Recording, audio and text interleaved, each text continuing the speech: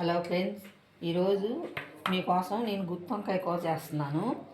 కారము, ఉప్పు, పసుపు, ఉల్లిపాయలు ఒక 3, పావు కేజీ గుత్తి వంకాయలకి 3 చెంచాల కారం, సరిపడు ఉప్పు, చెక్క, లవంగాయలు, అల్లము, ఎల్లుల్లిపాయలు, పచ్చి కొబ్బరి, ధనియాలు, ఎల్లుల్లిపాయలు,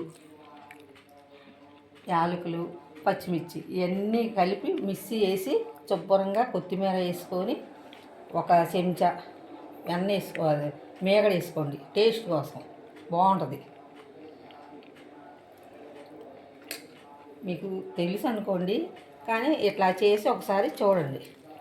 ఇదంతా చక్కగా కలిపేసుకొని వంకాయలు ఉప్పు నీటిలో కడిగేసుకొని మళ్ళీ ఉప్పు నీరులోనే 4 ముక్కలుగా చీల్చి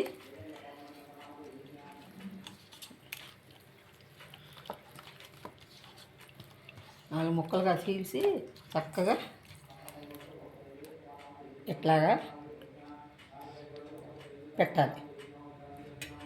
గుజ్జు మొత్తం చక్కగా అన్నీ శుభ్రం కలిపేసుకొని ఇట్లాగా మొత్తం పెట్టేయాలి.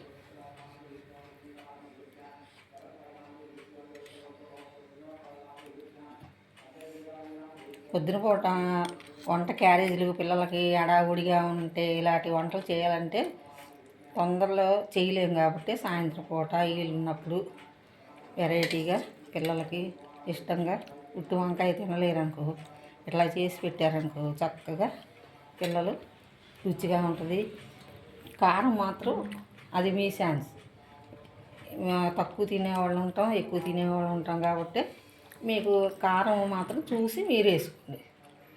కదవన్నీ పావు కేజీకి 2 యాలక్కాయలు, ఒక 2 లవంగాయలు, ఒక చిన్న దాల్చిన చెక్క, ఒక చిన్న అల్లం ముక్క, 4-5 ఎల్లుల్లి రెబ్బలు అట్లా వేసుకొని మొత్తం మిక్సీ పట్టినాక ఉల్లిపాయ కూడా రోట్లో నూరుకుంటే ఇంకా టేస్ట్ ఉంటుంది.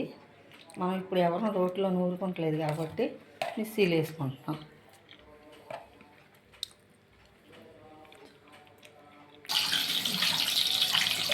చూసారా, ఇట్లాగా పెట్టేసినాక శుభ్రంగా ఇట్లాగా కొంచెం నూనె కాగినాక 2 డ్రమ్ములు కరివేపాకు వేసుకొని తాలింపులు ఏం అక్కర్లేదండి, చక్కగా వేసేస్తే నూనెలో బాగా చక్కగా మగ్గిపోతుంది. మీరు నీళ్ళు ఏం అక్కర్లేదండి, ఉల్లిపాయ గుజ్జు ఈ మసాలా గుజ్జే ఇంకా చక్కగా నూనెలోనే మొక్క చక్కగా బాగా మగ్గిపోతుంది.